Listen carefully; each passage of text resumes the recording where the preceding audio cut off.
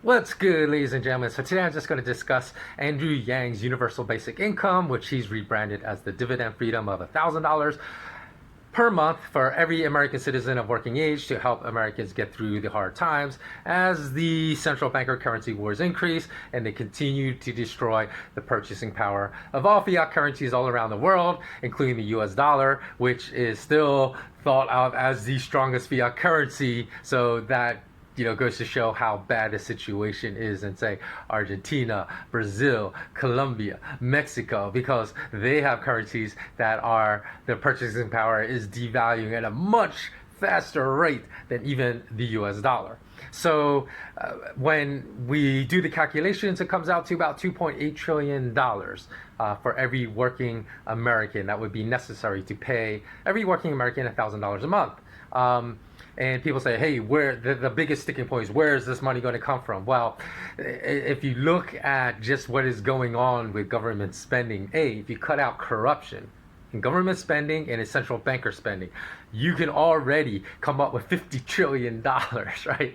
So, and if you look at unnecessary wars, we're up to $56 trillion. So let me break that down for you, because a recent study by the General Accounting Office, which is a U.S. government department, discovered that $21 trillion of spending was not accounted for in the books of the U.S. Defense Department and the Department of Housing and Urban Development, otherwise known as HUD.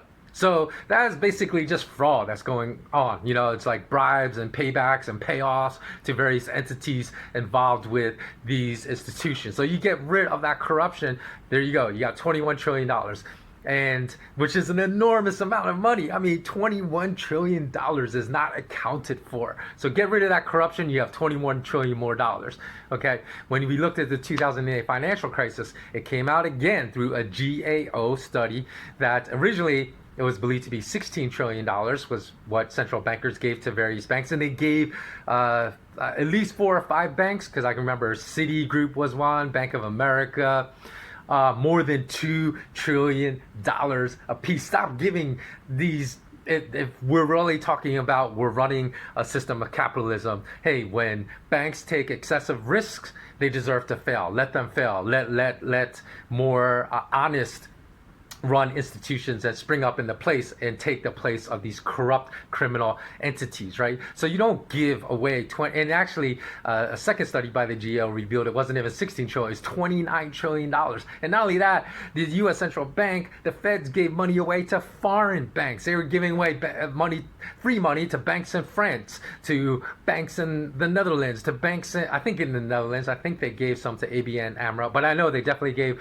money away to banks in France and also in the UK and in Germany, because Deutsche Bank got a whole grip load of free money from the US central bank. So stop giving money away to these foreign entities and keep that money at home, help American citizens, and also stop funding criminal entities operating in America. So there you have another 29 trillion. You're up to $50 trillion. And then there was, if we're really running a democracy, speaking of no capitalism in America, no real free market capitalism, because it's all crony, corrupt. Capitalism has been corrupted for, ever since 1913. So there has been no free market capitalism for more than a century in America. And there's really been no democracy. It's an oligarchy. There's a certain a group of people that decide everything, including going to war. So if we have a true democracy, we wouldn't have entered all these wars, because America did not want war, did not want to send troops, U.S. troops to the Middle East. Those wars so cut out the unnecessary wars that accomplish nothing, that displace millions of people. It produces millions of refugees. It produces more terrorism, more hatred, because there's hundreds of thousands, literally hundreds of thousands of innocent people getting slaughtered in these unnecessary wars for corporate interests, not for American interests, not for American citizens, for corporate interests. That's another $6 trillion spent on wars in the Middle East. That's $56 trillion.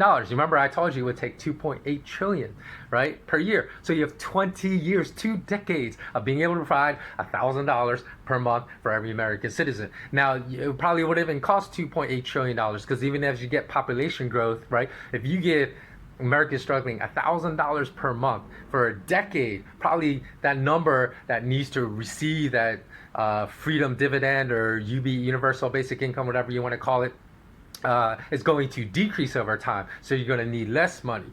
So therefore, also tax all the American companies that are avoiding taxes. You know, Netflix made like $845 million of profits in 2018 and paid big zero. Amazon was even worse because, you know, here you have Jeffrey Bezos, the richest man in the world, with a net worth of what is it, 140 billion dollars, at least it was like as of last year.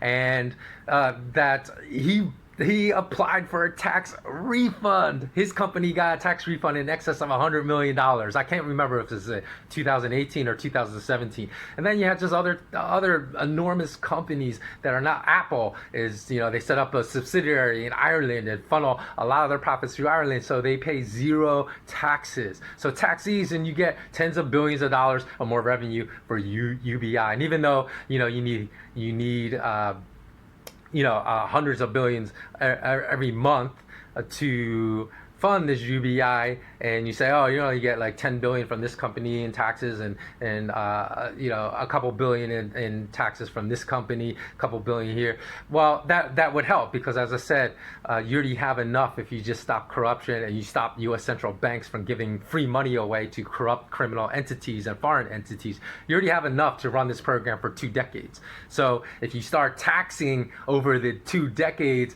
all these corporations that pay zero taxes, that have enormous profits, like Apple has, how much do they have in cash? I think they have over $1 billion in cash, right? And they paid zero taxes, right? So, you know, that will add up over 10 years, and you'll have probably enough money with taxing corporations that pay no taxes, cutting out all unnecessary wars that no Americans really want, stopping the U.S. Central Bank from giving free money away to criminal enterprises and foreign entities, and stopping corruption of spending tens of trillions, in this case $21 trillion of money, nobody knows where it went, probably just to payouts and bribery and whatnot.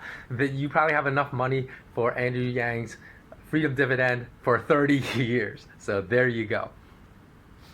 As always, thanks for watching, and remember, remain tested curious. And if you want to see more videos like this, please visit my YouTube channel, SK Wealth Academy 2. Again, it's SK Wealth Academy 2. Okay, bless up.